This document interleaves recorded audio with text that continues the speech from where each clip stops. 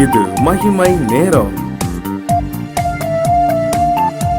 கர்த்தராகிய இயேசு கிறிஸ்துவின் நாமத்தினாலே மகிமை நேர நிகழ்ச்சியின் மூலமாக மறுபடியும் உங்கள் யாவரையும் சந்திப்பதிலே நான் மகிழ்ச்சி அடைகிறேன். கர்த்தராகிய இயேசு கிறிஸ்து ஊழியத்தின் பதிலை இவ்வளவாய் நடத்தி வருகிற தயவுக்காக அவருக்கு நன்றியையும் மேன்மையும் செலுத்துகிறேன். இந்த நாட்களிலும் சபையானது எப்படியாக காணப்பட வேண்டும் என்று தியானித்து வருகிறோம். இயேசு கிறிஸ்து சபையின் தலைவராக இருக்கிறார், சபையிலே வீற்றிருக்கிறார்.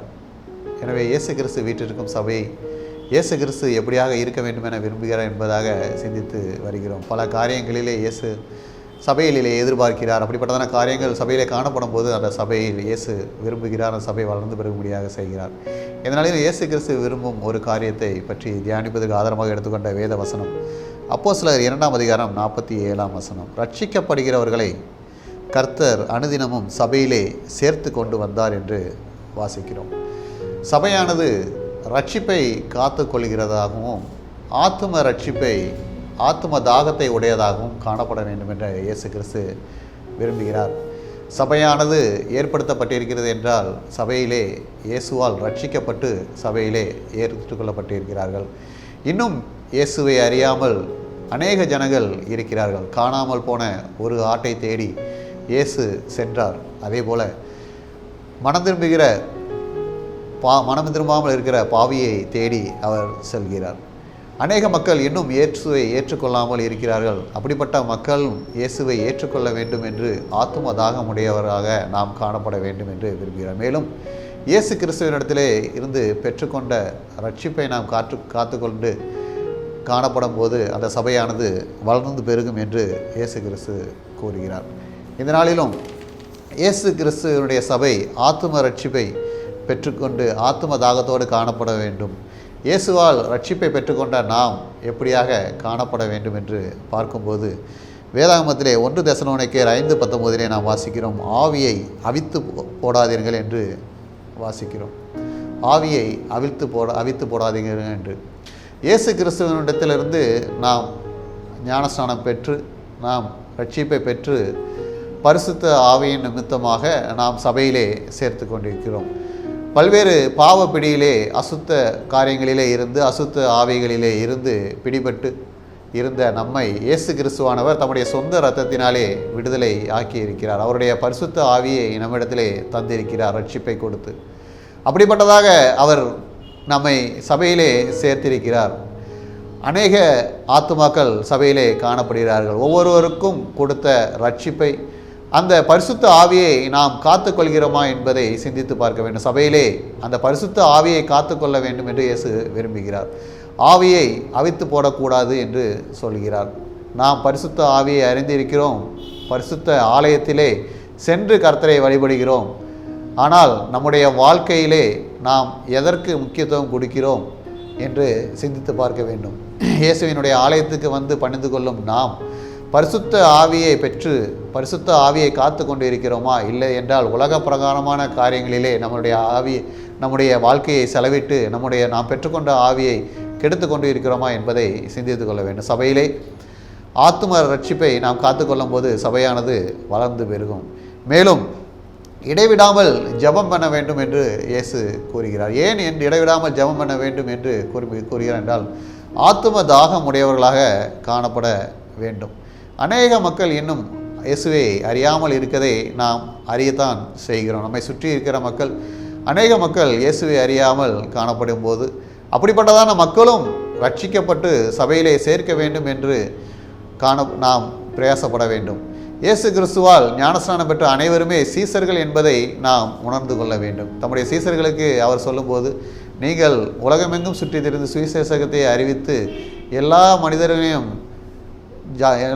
ஞானஸ்நானம் கொடுங்கள் என்று சொன்னார். அதே போல் ஞானஸ்நானம் கொடுத்து அநேகரை ரட்சிக்கும்படியாக சபை காணப்பட வேண்டும். சபையிலே ஆத்துமாக்கள் அநேகர் வந்து சேரும்படியாக சபையிலே காணப்பட வேண்டும், சபையானது காணப்பட வேண்டும். இரண்டாவதாக நாம் பார்ப்போமானால் ஆத்தும ரட்சிப்பை சுவிசேஷத்தை மற்றவர்களுக்கு எப்படியாக தாகத்தோடு நாம் சொல்லுகிறோம் என்பதை சிந்தித்து பார்க்க வேண்டும். யோனா 4ஆம் அதிகாரம் 11ஆம் வசனத்திலே இப்படியாக போடப்பட்டிருக்கிறது.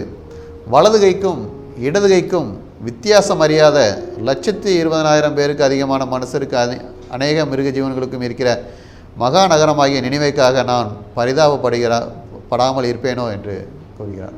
சபையானது ஆத்தும தாகம் கொண்டதாக காணப்படும் போது மற்றவர்களுக்காக பரிதபிக்கிற சபையாக காணப்பட வேண்டும். நமக்கு முன்னே நாம் பார்க்கும்போது அநேக காரியங்களிலே மக்கள் சிக்கி தவிப்பதை நாம் அறிந்திருக்கிறோம்.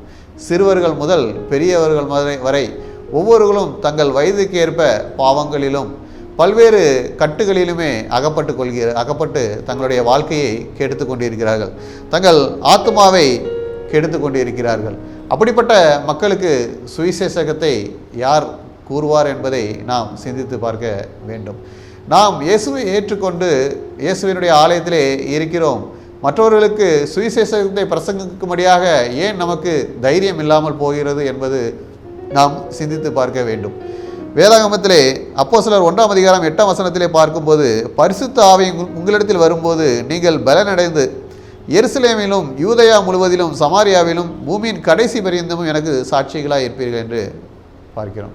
பரிசுத்த ஆவியினால் நாம் ஞானஸ்நானம் பெற்றிருக்கிறோம்.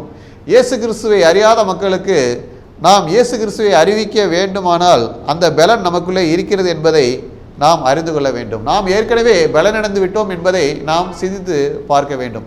எனவே நமக்கு அவர் ஒவ்வொருவருக்கும் ஒவ்வொரு தாளந்துகளை கொடுத்து ஒவ்வொருவரையும் வைத்திருக்கிறார். அந்த தாளந்துகளை நாம் பயன்படுத்த ஏன் தயங்குகிறோம்? அப்படியாக எந்த தாளந்துகளையும் நாம் பயன்படுத்த தயங்காமல் இயேசு கிறிஸ்து கொடுத்த பரிசுத்த ஆவியினால் அந்த அவருடைய வரங்களை நாம் பயன்படுத்தும் போது அநேக மக்களை நாம் இயேசு கிறிஸ்துனுடைய மந்தையிலே சேர்த்து கொள்ள முடியும். மேலும் இதில் பார்க்கும்போது பூமி கடைசி பரிந்தும் எனக்கு சாட்சிகளாக இருப்பீர்கள் என்றார். ஆத்ம ஆதாயம் நாம் சுவிசேஷகம் சொல்லும்போது அதை மக்கள் அறிந்து இயேசுவை ஏற்றுக்கொள்வார்கள். இன்னும் பல மக்கள் இயேசு கிறிஸ்துவுக்குள்ளாக நாம் வாழும்போது நம்முடைய வாழ்க்கையை நாம் இயேசு கிறிஸ்துவுக்குள்ளாக வாழ்ந்து காட்டும்போது ஆவியை அவித்து போடாமல் நம்முடைய பரிசுத்த நாமத்துக்குள்ளாக பரிசுத்த ஆவிக்குள்ளாக நம்மை காத்து கொண்டு இயேசு கிறிஸ்து காட்டிய வழியிலே நாம் வாழும்போது நம்முடைய வாழ்க்கை சாட்சியுள்ள வாழ்க்கையாக இருக்கும்.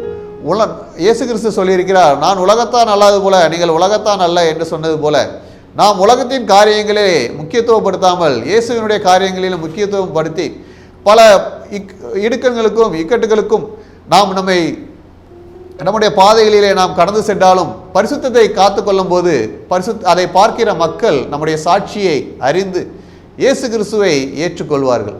எனவே சபையானது அநேக ஆத்துமாக்களை அறுவடை செய்யும்படியாக இயேசு கிறிஸ்து காட்டிய வழிகளிலே சுவிசேஷத்தை பிரசங்கித்து அவருடைய பந்தியிலே அநேக மக்களை சேர்க்கிற சபையாக காணப்பட வேண்டும். நாம் பல்வேறு மிஷனரிகளை அறிந்திருப்போம். அவர்கள் காடு மேடுகள் அலைந்து சென்று தங்கள் மொழி தெரியாத மக்களை தேடி சென்று தங்கள் வாழ்க்கையிலே பல பாடுகள் உபத்திரவங்களை அனுபவித்து தான் அவருடைய ஊழியத்தை செய்து பல ஆத்துமாக்களை ஆதாயம் செய்கிறார்கள். அப்படிப்பட்ட ஆத்தும தாகம் உடையதாக சபையானது காணப்பட வேண்டும். நாம் இருக்கும் இந்த ஆலயங்களும் பல்வேறு மிஷனரிகள் ஏற்படுத்தியது தான் என்பதை புரிந்து கொள்ள வேண்டும். பல்வேறு மிஷனரிகளுடைய தியாகத்தினால் வந்தது தான் என்பதை புரிந்து கொள்ள வேண்டும். அப்படிப்பட்ட ரட்சிப்பை பெற்றுக்கொண்ட நாம் மக்களுடைய ரட்சிப்பை அவர்களும் பெற்றுக்கொள்ளும்படியாக நாம் வைராக்கியமாக சுவிசேஷத்தை பிரசங்கித்து சபையிலே அநேக ஆத்துமாக்களை சேர்க்கும்படியாக கர்த்தரிடத்திலே இருந்து ஜபித்து எல்லா காரியங்களையும் செய்ய வேண்டும். அவருக்காக வைராக்கியத்தோடு இருக்கும்போது கர்த்தர் சபையிலே அநேக ஜனங்களை சேர்ப்பார். சபையானது வளர்ந்து பெருகும். எனவே சபையானது வளர்ந்து பெருகும்படியாக ஆத்தும ஆதாயம் செய்வோம். கர்த்தர் சபையை வளர்ந்து பெருக செய்வார். நமக்கான பலனை பரலோகத்திலே நமக்காக வைத்து நம்மை ஆசீர்வதிப்பார். அப்படிப்பட்டதான கிருபைகளை சபையிலே தந்து சபையை வளர செய்வாராக. ஆமென். ஜெபம். இந்த நாளிலும் இயேசுவே இந்த நாளிலும் சபையானது ஆத்துமதாகம் உடையதாக காணப்பட வேண்டும் என்று தியானித்தோம். நாங்களும் உம்மை ஏற்றுக்கொண்டு எப்படியாக உம்மை ஆராதிக்கிறோமோ அதுபோல மற்ற ஜனங்களும் உம்மை ஆராதிக்கும்படியாக பரலோக ராஜ்யத்தை சுதந்திரித்துக் கொள்ளும்படியாக அவர்களுக்கு சுவிசேஷத்தை பிரசங்கித்து அவர்களையும் சபையிலே சேர்த்து கொள்ளும்படியாக தாகத்தை உடையதாக சபை காணப்படும் போது அந்த சபையை நீர் வளர்ந்து பிறகு செய்து அப்படிப்பட்டதான தாகம் உடையதாக சபை காணப்பட வேண்டுமாய் இயேசு கிறிஸ்துவின் மூலம் ஜெபிக்கிறோம் நல்ல பிதாவே. ஆமென்.